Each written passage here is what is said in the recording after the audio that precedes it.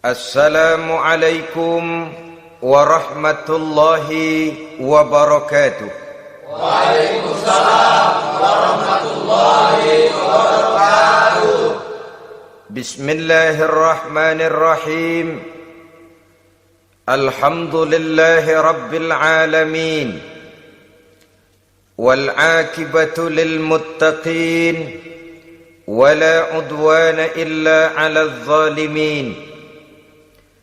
والصلاة والسلام على أشرف الأنبياء والمرسلين سيدنا ومولانا محمد وعلى آله وأصحابه المجاهدين الطاهرين أما بعد. Saudara-saudara kaum muslimin rahimakumullah. Salah satu kelebihan makhluk bernama manusia, yaitu bahwa Allah subhanahu wa ta'ala menghiasi hidup manusia ini dengan syahwat atau yang lazimnya kita sebut sebagai hawa nafsu. Inilah tenaga yang merupakan daya dorong yang melahirkan dinamika dalam kehidupan manusia, yang menyebabkan terus-menerus terjadinya perkembangan dalam sejarah peradaban dan kehidupan manusia. Hawa nafsu bisa melambungkan seseorang kepada puncak kejayaan, dan hawa nafsu dapat menenggelamkan seseorang ke dasar jurang kehancuran yang paling dalam. Pada surah Ali Imran ayat 14, Allah subhanahu wa ta'ala berfirman, A'udzu billahi minasyaitonir rajim. Zuyyina lin-nasi hubbus syahawati minan nisa'i wal banin wal qanatiril muqantarati minadh dhahabi wal fiddah wal khaylil musawwamati wal an'ami wal harth. Dzalika mata'ul hayatid dunya wallahu indahu husnul ma'ab. Mari kita perhatikan ayat ini lebih dekat lagi. Allah subhanahu wa ta'ala menjelaskan, Zuyyina linnasi hubbus syahawat. Makhluk manusia itu dihiasi dengan hawa nafsu. Dengan kata lain, hawa nafsu adalah perhiasan. Manusia tanpa hawa nafsu sama saja dengan orang yang tidak berhias, monoton, tidak mempunyai perkembangan dalam gerak kehidupannya. Tetapi kalau hawa nafsu adalah perhiasan, maka jika kita berbicara soal perhiasan, ada dua hal yang harus menjadi catatan pokok. Pertama, kapan satu perhiasan boleh kita pakai? Yang kedua, di mana perhiasan itu harus kita pakai? Kalau saudara berdandan rapi, pakai sepatu dengan kaos kaki, celana, jas, pakai dasi segala macam, tapi itu saudara lakukan pada saat saudara akan pergi ke WC, maka saudara sudah memakai perhiasan tidak pada waktu yang tepat. Begitupun sebaliknya, kalau jam tangan saudara pakai di kaki, kopiah saudara pasang di kaki, lalu sepatu naik ke atas jidat, maka saudara memakai perhiasan tidak pada tempatnya yang tepat. Demikian juga sifat yang bernama nafsu. Kapan dia boleh diperturutkan, di mana dia boleh disalurkan, adalah tugas daripada agama untuk mengatur syahwat atau hawa nafsu. Lihatlah kehidupan malaikat. Malaikat makhluk yang diciptakan Allah tanpa hawa nafsu. Maka kehidupan malaikat monoton. Malaikat tidak mempunyai peradaban dan kebudayaan. Malaikat adalah makhluk yang secara instinktif diciptakan untuk berbakti, tidak punya alternatif atau pilihan lain. Saudara lihat, ada malaikat yang sejak diciptakan diperintahkan untuk sujud, sujud saja sampai sekarang, enggak bangun-bangun. Ada malaikat yang sejak diciptakan diperintahkan untuk tasbih, tasbih saja, yang lain tidak. Ada malaikat yang sejak diciptakan diperintahkan mencabut nyawa, nyawa saja urusannya, yang lain tidak. Pekerjaannya monoton, tetapi memang karena tidak ada hawa nafsu, tidak ada kecenderungan malaikat untuk nyeleweng. Belum pernah kita dengar misalnya ada malaikat Jibril korupsi ayat. Ini kelihatannya ayat bagus ini, nggak usah disampaikan kepada bawahan Muhammad, dipakai sendiri saja. Tidak. Kita belum pernah dengar malaikat maut keliru mencabut nyawa orang yang belum waktunya modar. Belum pernah. Malaikat itu ibadun mukramun, la ya'sunallaha fima amarahum wa yaf'aluna ma yu'marun. Maka kehidupan malaikat adalah monoton. Dinamika tidak ada, peradaban dan kebudayaan juga tidak ada. Andai kata bumi dan seluruh isinya diserahkan kepada malaikat untuk mengisinya, barangkali saudara tidak akan pernah kenal jembatan Semanggi, saudara tidak akan pernah kenal Monas, gedung-gedung bertingkat, gedung-gedung pencakar langit. Semua yang menggerakkan itu adalah karena manusia mempunyai hawa nafsu. Nah, kemudian pada kalimat berikutnya Allah memberikan rincian. Apa nafsu kepada apa yang paling menonjol dalam kehidupan manusia itu? Pertama, minan nisa, hawa nafsu kepada perempuan. Ini tentu yang ditujukan laki-laki. Dimanapun saja makhluk bernama laki-laki, kalau dia normal, tidak impoten, mesti suka kepada perempuan. Itu wajar, bin pantas alias normal. Tetapi tadi saya katakan di awal, nafsu kepada perempuan adalah perhiasan. Kapan makainya, di mana makainya, itulah tugas agama memberikan tuntunan dan aturan. Saudara-saudara kaum muslimin rahimakumullah, nafsu kepada wanita dapat mengantarkan seseorang kepada puncak kejayaan, tapi nafsu kepada wanita bisa menenggelamkan seseorang ke jurang kehancuran. Bergantung kepada latar belakang apa yang mendorong timbulnya syahwat tadi. Dengan kata lain, motivasi syahwat tadi digerakkan oleh iman dan ketakwaan, atau semata-mata karena memang syahwat yang merupakan kendaraan iblis. Penyelewengan pertama yang terjadi dalam sejarah kehidupan manusia adalah penyelewengan yang dilakukan oleh Nabi Adam alaihi salam pada saat ia memetik buah khuldi. Kenapa itu dilakukan oleh Nabi Adam? Karena terdorong oleh rasa sayang dan cinta kepada istrinya Hawa. Sebenarnya Hawa lah yang merajuk, Siti Hawa lah yang membujuk, dan Nabi Adam oleh karena syahwatnya kepada istrinya memperturutkan bujukan Siti Hawa itu. Peristiwa Nabi Adam ribuan tahun yang lalu akan terus relevan sampai ke zaman kita sekarang ini.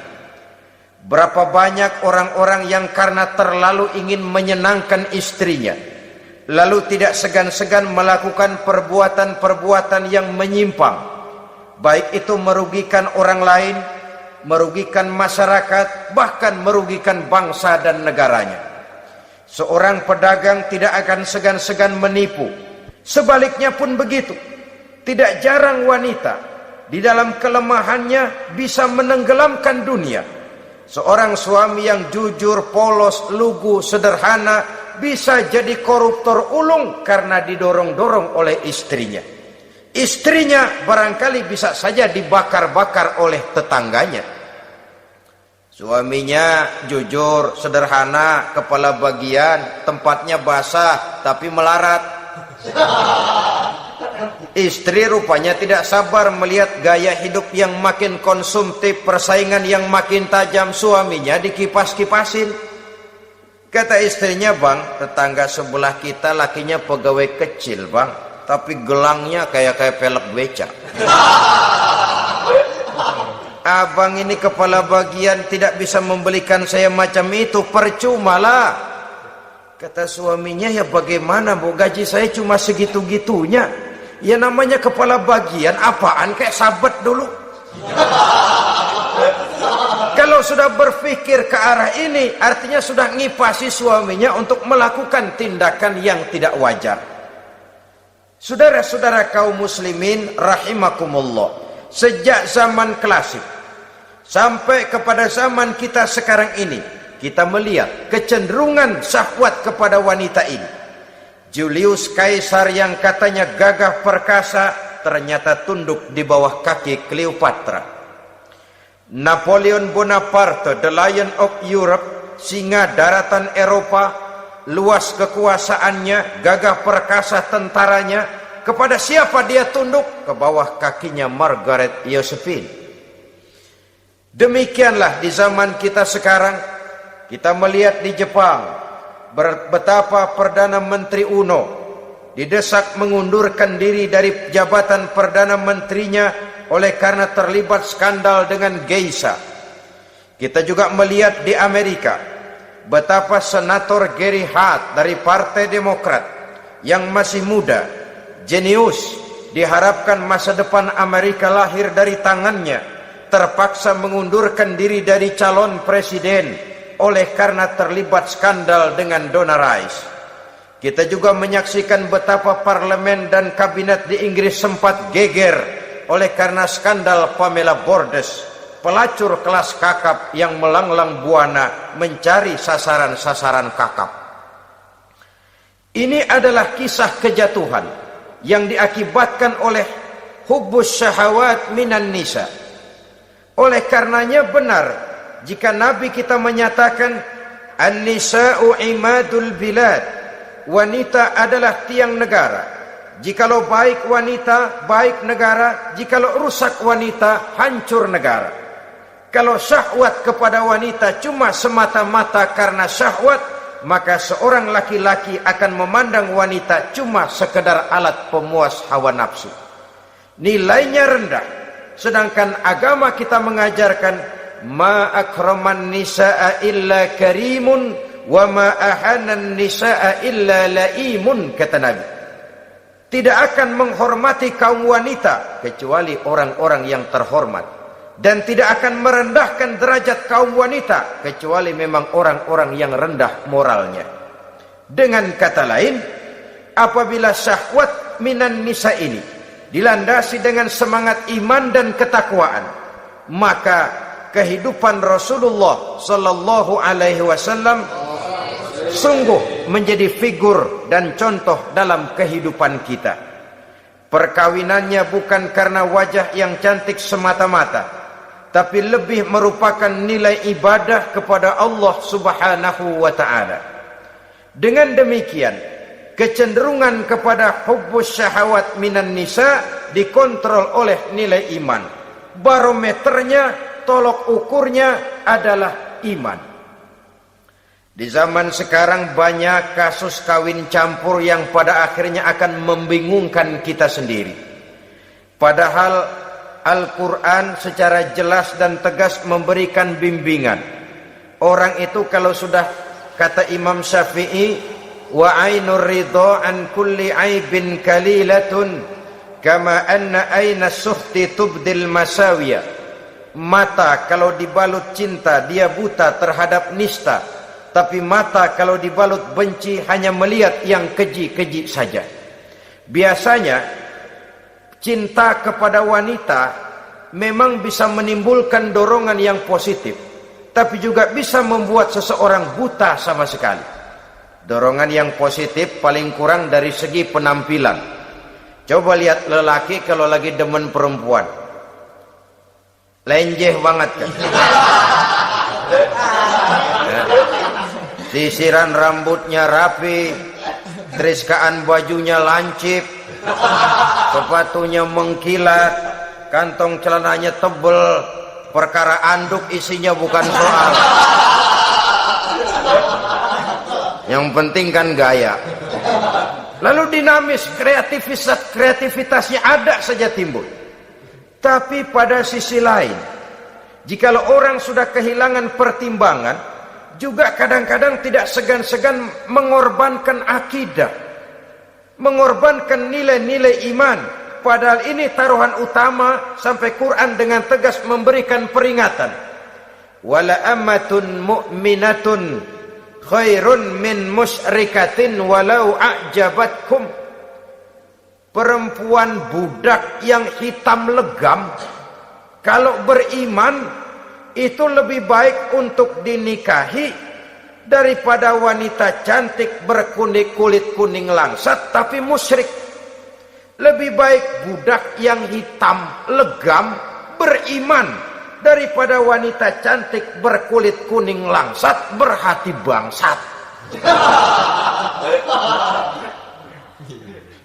Tapi kita kadang kehilangan pertimbangan. Karena agama, karena cinta agama digadaikan, karena cinta akidah terjual, karena cinta keyakinan jadi korban. Ini semua penyakit yang datang dari hubbus syahawat minan nisa, kecenderungan mengumbar nafsu kepada perempuan.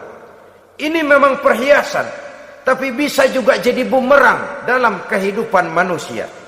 Berapa banyak penyelewengan terjadi karena pengaruh wanita yang tidak bisa jadi bisa.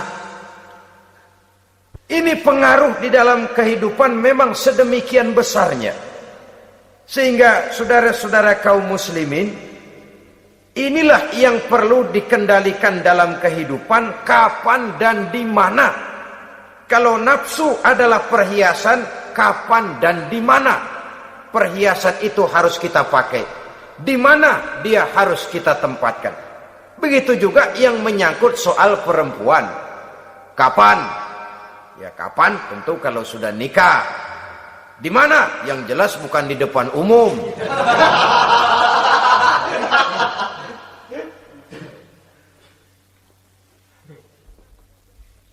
Ini nafsu yang pertama, minan nisa.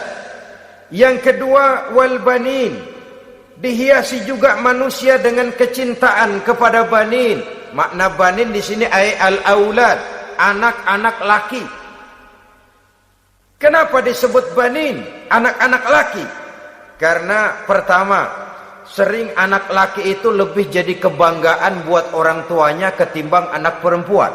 Sebabnya apa? Pertama, faktor nasab, silsilah lebih kuat kepada laki-laki ketimbang perempuan. Yang kedua, faktor cita-cita. Orang tua kalau punya anak laki-laki, cita-citanya panjang. Nak, kau nanti jadi dokter ya, nak jadi insinyur ya, nak jadi pilot ya, nak jadi pengusaha ya, nak jadi presiden ya. Tapi kalau dia punya anak perempuan, paling ya nak, mudah-mudahan nanti kamu dapat jodoh orang baik nak, dapat jodoh orang soleh. Saudara-saudara, yang ketiga, anak perempuan itu kalau sudah berkeluarga biasanya pindah kepada lingkungan keluarga lain. Sehingga orang berkata, punya anak perempuan banyak sebenarnya seperti agen. Artinya ada yang mau bawa, kan begitu.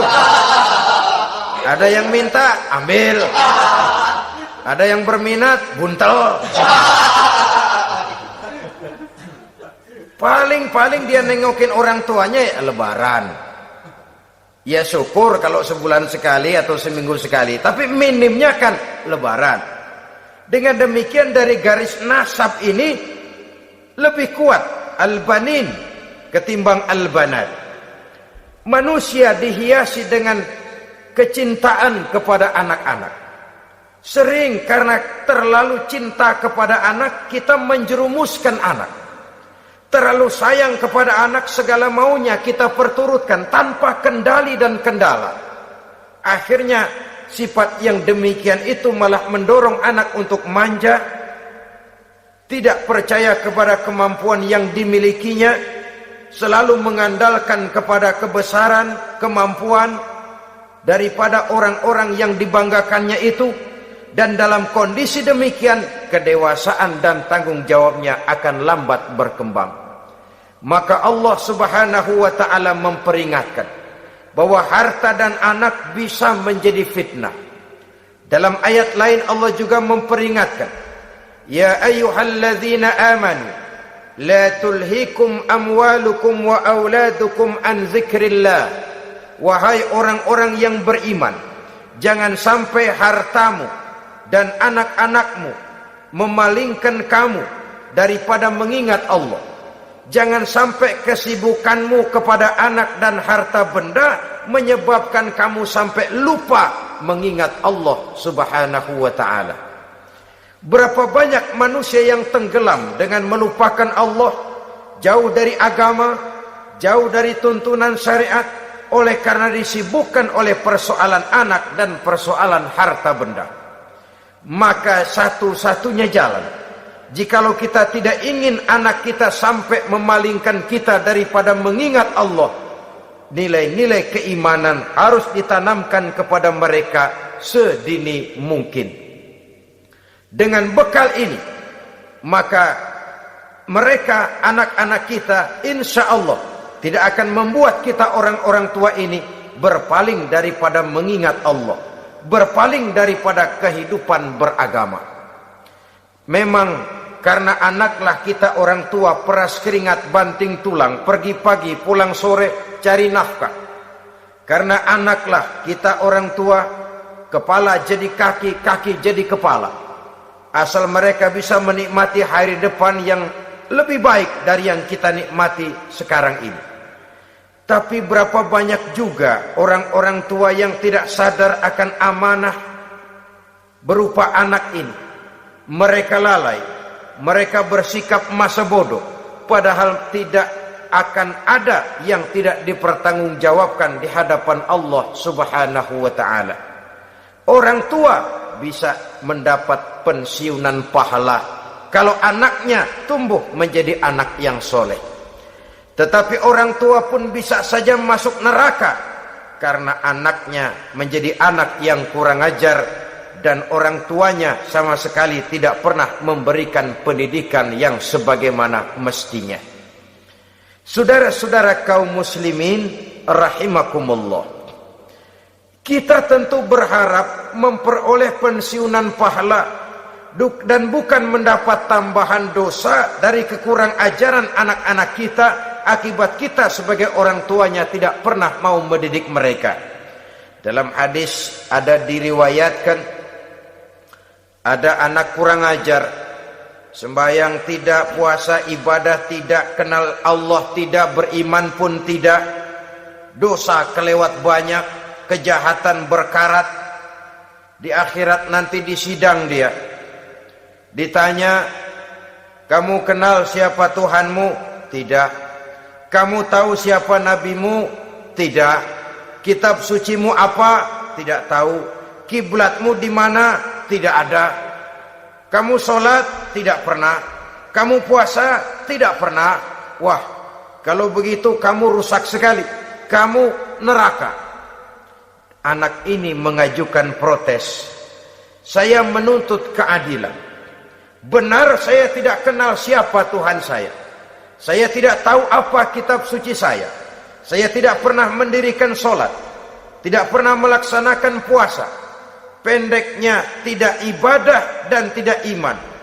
Tapi semua itu terjadi sebab-sebabnya tidak lain karena orang tua saya tidak pernah mendidik dan mengajarkan saya. Orang tua saya tidak pernah mengarahkan saya ke jalan itu. Sampailah saya seperti keadaan yang sekarang ini. Orang tua saya enak-enakan ngaji, saya teler diantepin aja. Orang tua saya memegang kitab, saya megang botol. Dia tahu, dia diam saja. Dia tahu dan dia tidak memberikan peringatan. Karena orang tua saya lah, maka saya jadi seperti sekarang ini. Kalau saya harus masuk ke dalam neraka, saya menuntut keadilan agar orang tua saya juga ikut bersama saya gabung ke dalam neraka. Orang tuanya yang baik-baik dipanggil, sudah mau berangkat ke surga nih orang tua, dipanggil, "Ntar dulu mas, ini dulu." "Mau kemana, gancang banget?" "Surga pak." "Nanti dulu, urusan belum beres." "Ini benar anakmu ini?" Dilihat anaknya, iya anak saya ini. "Waktu di dunia nggak pernah diajarin ngaji?" "Nggak pernah." "Sampai dia nggak kenal Tuhannya, nggak kenal nabinya, nggak kenal kiblatnya, nggak kenal kitabnya?" "Iya." "Dia sembahyang, kamu dia nggak sholat, kamu diemin aja?" "Iya kali." "Kenapa pakai kali? Yang benar ngomong mas." "Ramadan dia nggak puasa, kamu nggak tegur, kamu diam saja." "Iya." "Wah, kamu nggak tanggung jawab. Kamu tahu anak itu adalah amanah. Menyia-nyiakan amanah adalah khianat. Khianat adalah dosa besar. Jadi bagaimana saya?" "Ya kamu gabung sama anakmu, join ke neraka berdua bareng." "Lantaran kamu tidak mau mendidik mereka, anak-anakmu, maka jadilah anak-anakmu seperti sekarang ini." Saudara-saudara kaum muslimin rahimakumullah, sebaliknya, jikalau anak-anak kita yang kita cintai ini, yang merupakan buah hati belahan jantung, tumbuh dan berkembang menjadi anak-anak yang soleh, yang bermanfaat bagi masyarakatnya, bagi agama, bangsa dan negaranya, kita orang tuanya bolehlah tentram menerima pensiunan pahala. Menerima pensiunan pahala dari kesolehan anak yang ditinggalkannya. Alangkah nikmatnya mendapat pensiunan pahala. Terbaring kita di bawah pohon kemboja, nilai kebaikan kita dikenal orang, nama kita akan tetap hidup. Oleh karena kita meninggalkan anak-anak yang tumbuh menjadi generasi yang soleh, bukan anak yang salah. Oleh karenanya, kecintaan kepada anak jangan sampai membuat kita lalai dari mengarahkan mereka kepada kehidupan beragama. Di zaman sekarang ini, kecenderungan kita mengarahkan anak pun sudah kepada kecenderungan yang berbau materialistis. Maka yang ramai bagaimana anak bisa mengejar program MBA, Master of Business Administration, supaya keluar bisa jadi manajer. Bagaimana anak lalu kursus komputer, supaya keluar menjadi tenaga yang canggih di bidang komputer. Ya, kalau dia perempuan cantik, bagaimana dia bisa masuk Akademi Sekretaris and Management, supaya bisa jadi sekretaris. Atau bagaimana dia bisa masuk sekolah nyanyi, supaya nanti jadi penyanyi dengan tarik suara, uang lalu mengalir ke dalam kocek jutaan nilainya. Maka yang ramai pun hal-hal yang semacam itu. Dalam pada itu, pengajian, kursus-kursus keagamaan, studi-studi klub yang membicarakan masalah-masalah agama, ramainya kadang-kadang kalau bulan Ramadan, dianggap training center. Ya lumayan, daripada tidak sama sekali mah lumayan.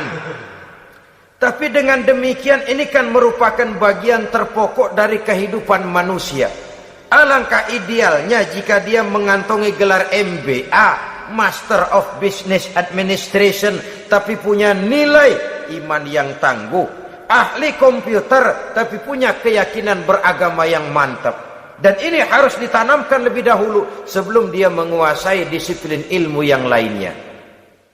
Saudara-saudara kaum muslimin rahimakumullah, kecintaan kepada anak-anak sering mendorong seseorang untuk menimbulkan sifat nepotisme. Segalanya serba garis keturunan. Sejak ia jalur birokrasi sampai ke dalam kehidupan sehari-hari, nepotisme ini bisa terlihat. Orang kehilangan kondisi objektivitasnya. Mampu atau tidak soal lain. bidangnya atau tidak bukan soal. Yang penting masih ada hubungan keturunan.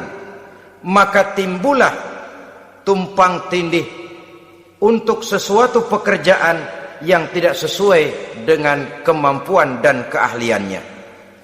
Di desa-desa kita melihat masjid, ketua masjid bapaknya, bendahara anaknya, sekretaris mantunya, Bilal besannya, kol beduk engkongnya. Pokoknya asal masih ada garis keturunan masuk, tidak minggir. Ini pada akhirnya kurang menciptakan pemerataan kesempatan. Iyalah kalau profesinya, tapi kan jarang yang demikian itu. Kita boleh cinta kepada anak-anak kita, tapi jangan lalu mempergunakan posisi yang kebetulan kita gunakan untuk menempatkan anak-anak kita lebih dari kemampuan yang mereka miliki. Nepotisme yang lahir, sehingga ini bukan saja tidak mendidik, tapi mengakibatkan terjadinya tumpang tindih. Tidak lagi berprinsip the right man on the right job, bahwa orang harus ditempatkan sesuai dengan keahliannya, tapi kita sudah berpikir subjektif, ahli atau tidak ahli, asal masih berbau keturunan, ayo silakan. Nepotisme yang akan lahir. Oleh karenanya, mencintai anak adalah sesuatu yang merupakan perhiasan di dalam kehidupan. Wajar, tetapi harus kita menempatkannya sesuai dengan semestinya. Ini yang kedua. Yang ketiga, nafsu yang menghiasi hidup manusia itu adalah nafsu kepada wal qanatiril muqantarati minadz zahabi wal fiddah. Al-qantarah ay al-malul kathir. Kecintaan, kesenangan, nafsu kepada harta benda yang banyak daripada emas dan perak. Ini tentu sesuai dengan situasi dan kondisi. Kecintaan untuk mengumpulkan harta benda yang sebanyak-banyaknya, baik itu berupa emas, baik itu berupa perak. Ini cuma penyebutan beberapa jenis dari kecenderungan manusia kepada harta benda.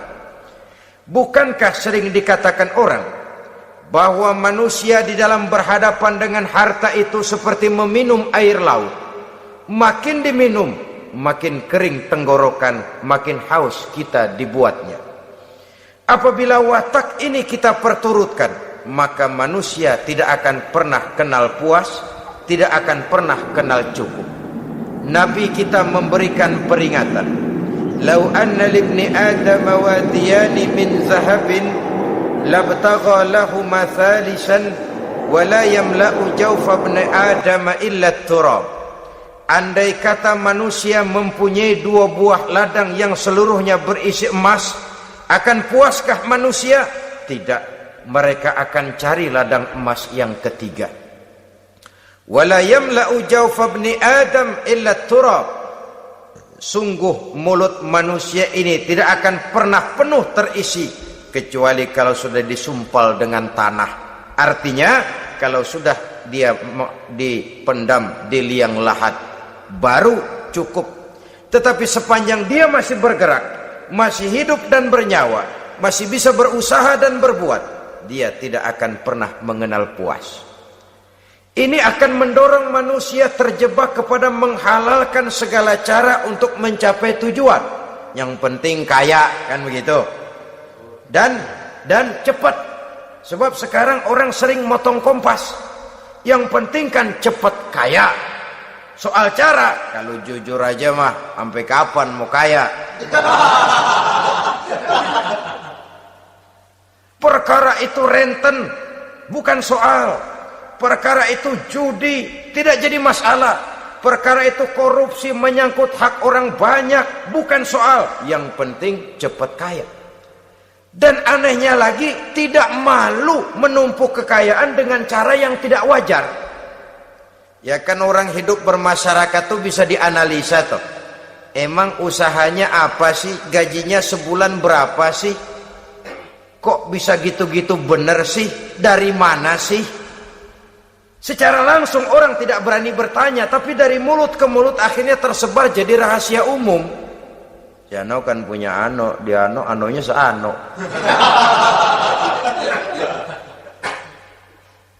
Ini bisa jadi bahan pertanyaan dalam kehidupan, akhirnya jadi gunjingan.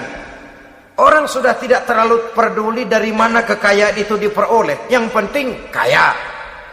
Dengan menghalalkan segala macam cara, terjebaklah ke dalam cara-cara mafia, terjebaklah ke dalam cara-cara yang tidak wajar, tidak bijaksana, memperkuat klik, clean, dengan menghantam yang lain. Saudara-saudara kaum muslimin rahimakumullah, bahwa manusia punya nafsu ingin kaya itu boleh. Agama memberikan tuntunan, memberikan aturan. Tidak hanya sekedar asal kaya, tidak hanya sekedar asal banyak harta. Malahan hadis menyatakan, kalau saudara diberikan umur panjang, pertanyaan akhirat cuma satu kok. Umurmu kau habiskan di mana? Kalau saudara diberikan amanah berupa ilmu pengetahuan, pertanyaan akhirat juga cuma satu kok. Ilmumu kau amalkan untuk apa? Tapi kalau kita diberikan amanah berupa harta benda, pertanyaan akhirat itu dua. Min aina iktasabahu wa fima anfaqahu. Dari mana hartamu kau dapat, kemana hartamu kau belanjakan. Dari mananya ditanya, kemananya juga ditanya, depan belakang ditanya. Dan kalau mempergunakan harta untuk kesenangan syahwat, orang berani bukan main. Tapi kalau untuk kepentingan agama, yang hakikatnya untuk kepentingan dirinya sendiri, berat seperti nyabut bambu dari ujung. Orang kalau menyumbang masjid 100.000, itu kan zohirnya memberikan panitia masjid, tapi hakikatnya kan dia nabung buat dirinya sendiri. Seolah-olah dia cuma berkata, Pak, tolong saya titip 100.000, ini untuk kepentingan saya di akhirat nanti. Silakan uangnya mau dibelikan semen, pasir, kaca, pintu, jendela, silakan. Saya cuma titip, ini untuk saya di akhirat nanti. 100.000 Pak. Zohirnya dia memberikan kepada panitia masjid, madrasah, pesantren, yatim piatu. Hakikatnya dia nabung buat dirinya sendiri di akhirat. Malah tabungan ini bukan SDSB namanya, SDBS. Sumbangan dana berhadiah surga. Nah, itu SDBS namanya. Sekarang orang mengejar SDSB, lalu berat mengejar SDBS, sumbangan dana yang berhadiah surga langsung dari Allah Subhanahu wa ta'ala. Coba kalau dia main golf, sewa lapangan golf itu 400-500 ribu sebulan, paling 4-5 kali main. Beli stick golfnya saja sampai jutaan.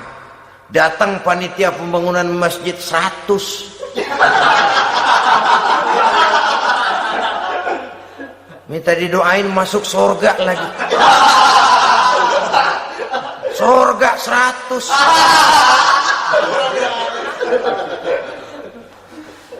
Saudara-saudara kaum muslimin rahimakumullah, kecintaan kepada harta benda yang banyak, baik berupa emas, berupa perak, mendorong orang untuk berlomba-lomba yang Allah peringatkan dalam Al-Quran, alhaakumut takatsur hatta zurtumul maqabir. Kamu telah lalai akibat kamu berlomba-lomba memperbanyak materi dunia.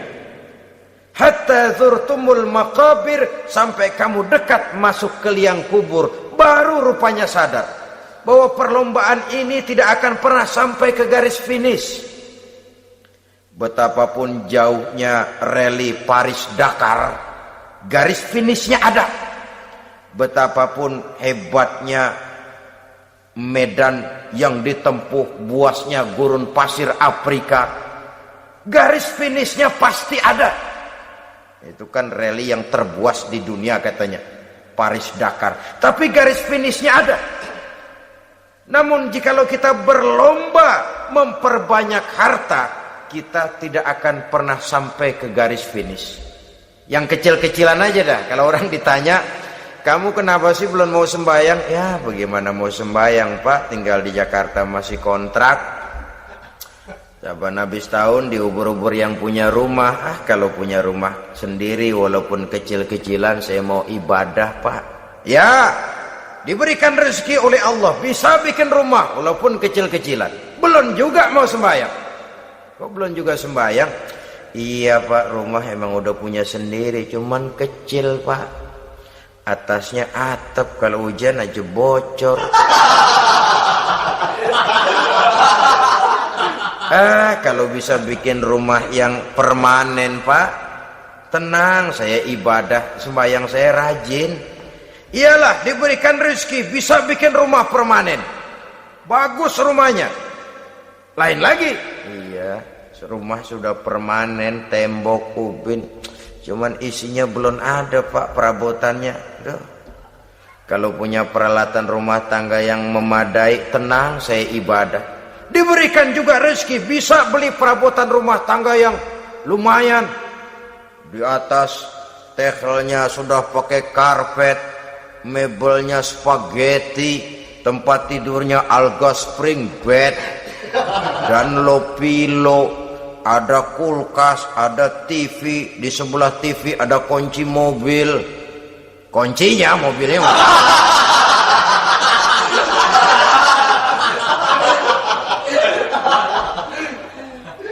bagaimana? Sekarang sudah cukup perabotan. Perabotan sudah ada Pak, cuman kendaraan belum punya ini. Kemana-mana masih ngukur jalanan aja. Kalau punya kendaraan enak, kemana-mana cepet Pak, mau ke masjid juga getap dah, rajin. Diberikan rezeki bisa beli kendaraan. Lain lagi nanti. Sudah punya sepeda, pengen punya motor kepengen punya mobil kepengen punya pesawat terbang pengen punya kapal induk. Sudah punya kebun, pengen beli sawah, sudah punya sawah, pengen punya gunung, sudah punya gunung, laut diborong. Perlombaan materi tidak akan pernah membawa kita ke garis finish, karena sifatnya sangat abstrak, bahkan akan mendorong kita seperti gurita, cenderung kepada penyakit tamak bin rakus alias serakah. Dengan demikian saudara-saudara, bahwa kecintaan kepada harta merupakan nafsu, dan nafsu itu adalah perhiasan, dia bisa menjadi daya dorong positif. Kalau dalam upaya memperoleh harta itu kita tidak akan keluar dari tujuan keridhaan Allah. Saya cari nafkah tapi yang Allah ridho. Saya ingin kaya tapi dengan cara yang Allah ridho. Ini kunci yang akan menyelamatkan kita manusia dari perangkap menghalalkan segala cara. Ini yang ketiga. Yang keempat, dihiasi manusia itu dengan nafsu kepada wal khailil musawwamah, kuda yang bagus, kendaraan yang bagus, kuda yang terpelihara. Al-musawwamah ada yang mentafsirkan ar-ra'iyah.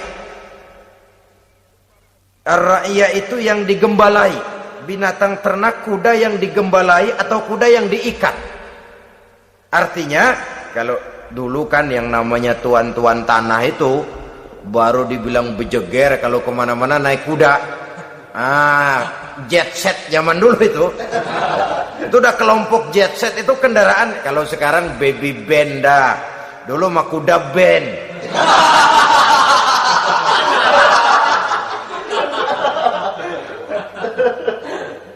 Manusia punya kecenderungan suka kepada kendaraan. Apalagi di zaman sekarang ini, wah, iklan-iklan itu kan sangat menggoda kita, melayani segala macam bentuk penjualan. Nah, ini lalu terangsang biar duit cekak. Kalau udah ngebaca itu, wah, berani banget dah. Tahu duit nggak mungkin cukup, tapi begitu baca melayani segala macam bentuk penjualan dengan fasilitas ringan. Nah, jadi dah. Jadi juga punya mobil, jadi dah. Perkara utang itu bakal nyekek leher, bukan soal.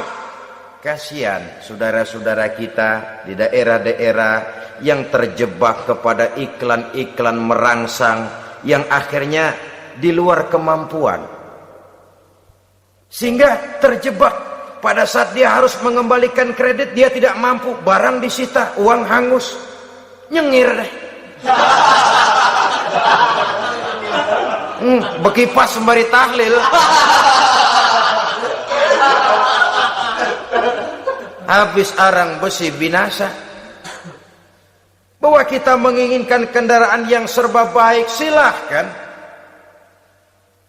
Tiap akhir tahun ganti merek, keluar yang baru, ganti lagi. Itu kalau orang yang mampu. Buat kita yang tidak mampu, kenapa tidak bersyukur melihat yang lebih rendah di bawah kita? Alhamdulillah kita punya mobil, tangga kita cuman punya motor. Yang punya motor, syukur kita punya motor bisa rada cepetan. Tangga sebelah punya sepeda, mana-mana kekejek mulu.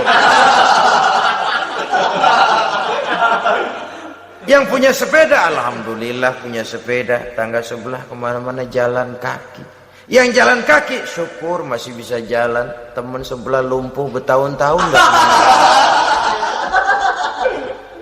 Yang lumpuh, alhamdulillah masih hidup. Tangga sebelah kemarin out nggak balik lagi. Saudara-saudara, saya pikir menengok ke atas itu perlu supaya ada rangsangan kita untuk maju. Tapi menengok ke bawah pun juga lebih perlu agar kita mensyukuri yang ada dan tidak suudzon, tidak buruk sangka kepada Allah. Apa yang diberikan Allah kepada kita sekarang ini, itulah yang terbaik menurut Allah untuk kita. Saudara-saudara kaum muslimin rahimakumullah. Dahulu ada seorang pemuda, matanya buta.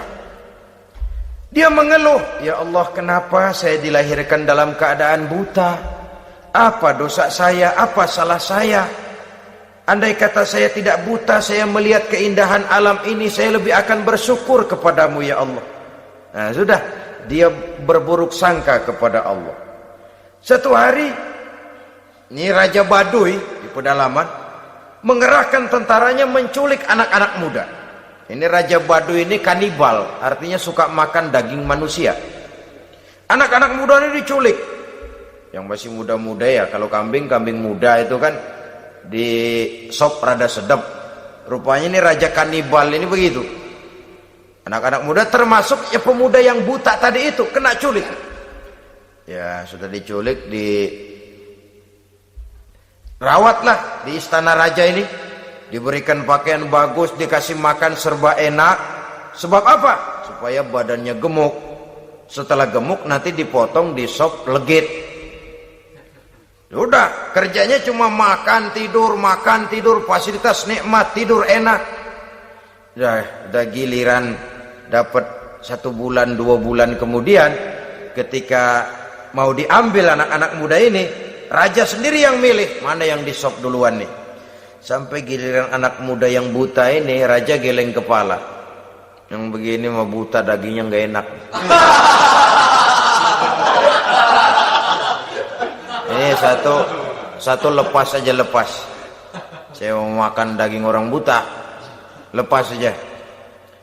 Pulang ini anak muda, batinnya bersyukur, sujud syukur, ya Allah, katanya untung saya buta. Coba kalau saya nggak buta udah habis saya disop. 2 bulan yang lalu dia mengeluh, ya Allah, kenapa saya dilahirkan dalam keadaan buta?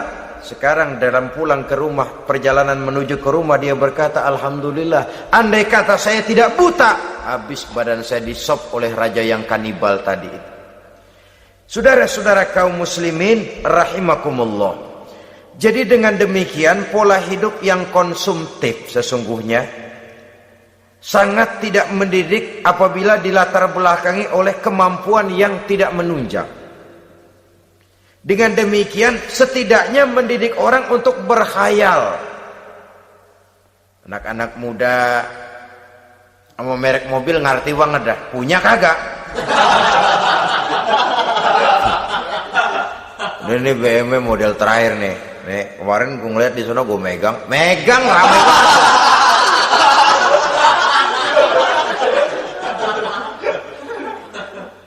Tulul amal ini kalau tidak diimbangi dengan saluran yang positif, dia akan terjebak kepada penyakit tulul amal, panjang angan-angan. Baiklah ya, wal khailil musawwamah. Yang keempat, yang kelima maksud saya, wal an'am, cinta kepada binatang ternak. Manusia ini kan punya kecenderungan macam-macam. Setelah rumahnya bagus, hartanya banyak, kendaraannya cukup, ingin beternak. Jadilah peternak. Ini kecenderungan manusia, wajar saja sepanjang didapat dan dilakukan dengan cara-cara yang wajar. Wal hars, dan tumbuh-tumbuhan, bertani, bersawah, berladang, itu merupakan kecenderungan daripada manusia. Keseluruhan itu kata Allah, kecintaan kepada wanita, kepada anak, kepada harta benda, kepada kendaraan, kepada binatang ternak, kepada tumbuh-tumbuhan, zalika, semua itu mata'ul hayatid dunya, merupakan kesenangan hidup dunia. Berapa lama kesenangan hidup dunia? Sebentar, seumur manusia. Seumur manusia. Bahkan kadang-kadang pada saat dia masih hidup pun orang tidak sepenuhnya sempat menikmati kesenangan hidup dunia. Apabila ajal datang, selesailah kehidupan dunia sampai di situ. Orang-orang kafir, buat mereka surganya di dunia ini. Bila kehidupan di dunia selesai, selesailah sudah surganya sampai di situ. Kesemua itu janji kata Allah merupakan kesenangan daripada kehidupan di dunia. Wallahu indahu husnul ma'ab, dan Allah mempunyai tempat kembali yang sangat baik. Nah, setelah Allah menjelaskan semua itu, pada ayat yang ke-15 Allah memberikan jalan keluarnya. Memperturutkan nafsu kepada wanita, anak-anak, harta benda, kendaraan, binatang ternak. Bijaksanakah itu? Dalam ayat ke-15 surah Ali Imran ini Allah memberikan penjelasan tuntas. Qul a'unabbi'ukum bi khairim min zalikum. Katakan kepada mereka Muhammad, maukah kamu aku beri kabar yang lebih baik dari semua itu? Lebih baik daripada kesenanganmu kepada wanita, kepada anak-anak, kepada harta benda, kepada kendaraan dan sebagainya. Mau kamu aku beritahu yang lebih baik daripada semua itu? Jawaban tentu mau. Kalimatnya bukan ukhbirukum, a'unabbi'ukum. An-naba itu berita yang besar. Lain dengan al-khabar, itu berita biasa saja. An-naba, sehingga pembawa berita disebut nabi. Dari naba yanbi, pembawa berita yang benar. A'unabbi'ukum, maukah kau aku tunjukkan kepada satu berita yang benar-benar besar dan benar-benar lebih baik dari yang semua disebutkan tadi. Apa jalan keluarnya? Lillazina taqaw 'inda rabbihim jannatun tajri min tahtihal anhar.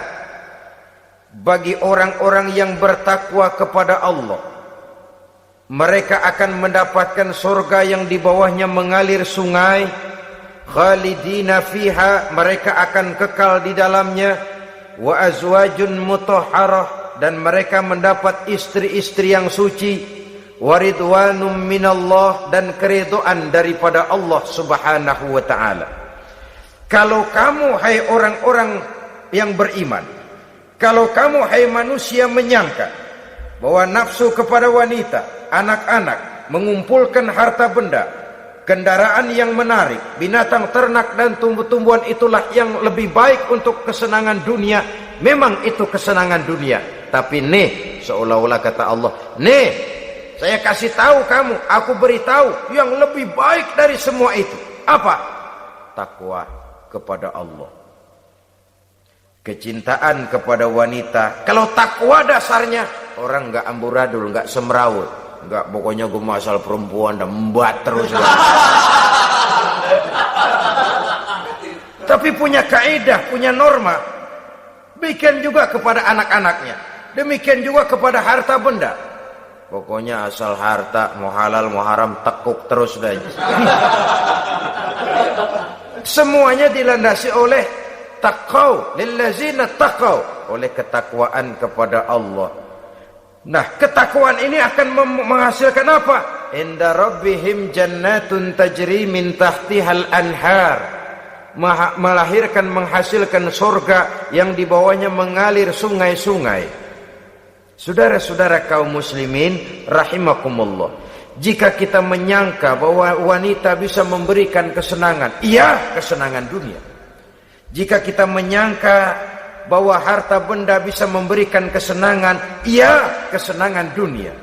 Jika kita menyangka bahwa kendaraan bisa memberikan kesenangan, iya, kesenangan dunia. Tapi kita tidak cuma ingin itu, kita ingin itu semua juga bisa membawa kesenangan akhirat. Caranya landasi dengan takwa. Kesenangan kepada wanita didasari dengan takwa. Maka jangan jadikan wanita cuma sekedar alat pemuas hawa nafsu. Kesenangan kepada anak-anak dilandasi dengan takwa. Maka anak-anak diarahkan kepada jalan yang diridhoi Allah. Kesenangan kepada kendaraan dilandasi dengan takwa. Maka kendaraannya selalu mengarah berjalan menuju jalan takwa, diridhoi oleh Allah Subhanahu wa ta'ala. Kalau tidak, tuh mobil asal lempengan Ancol gancang banget dah. Tapi giliran dihadapin ke masjid, mogok melulu. Urusan ngaji ada aja halangannya tuh kendaraan. Tapi kalau untuk urusan maksiat, ngebut bener-bener.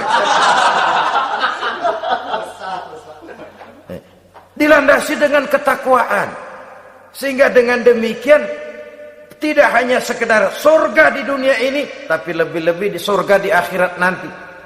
Khalidina fiha, kekal. Kalau dunia ini kan zillun zail, bayangan. Hari ini kita jaya, besok kita bangkrut. Siapa yang mau menghalangi? Hari ini kita melambung, besok kita nyungsep. Siapa yang bisa menarik? Tidak kekal, berubah, temporer, relatif. Di sana kebahagiaan yang dilandasi dengan takwa ini sudah surga, kekal di dalamnya, azwajun mutahharah. Dapat istri-istri yang suci. Suci dalam arti belum pernah dijamah orang lain. Suci dalam arti tidak pernah terkena halangan, seperti men misalnya, baik menstruasi atau mencret, itu tidak. Azwajun mutahharah. Konon makna mutahharah ini ya artinya juga bisa selalu gadis, bidadari itu, selalu perawan, tidak pernah janda, walaupun tiap hari dipakai, perawan terus. Dan yang lebih penting, waridwanum minallah, mendapat ridho dari Allah Subhanahu wa ta'ala. Jadi hawa nafsu dengan motivasi takwa, itulah sesungguhnya yang dikehendaki oleh Ali Imran ayat 14 dan 15 ini. Dengan demikian, manusia dengan ketakwaannya mengendalikan hawa nafsu, dan bukan malah dikendalikan oleh hawa nafsunya. Sehingga dengan demikian seluruh fasilitas yang dimilikinya, baik itu berupa istri, anak, kendaraan, binatang ternak, harta benda, tanam-tanaman, seluruhnya semakin meningkatkan ketakwaannya kepada Allah Subhanahu wa ta'ala. Mudah-mudahan kita bisa mencapai tingkat ini, di mana kita hidup mampu dan sanggup mengendalikan nafsu, bukan malah dikendalikan oleh hawa nafsu. Terima kasih dan mohon maaf. Wassalamualaikum warahmatullahi wabarakatuh. Waalaikumsalam.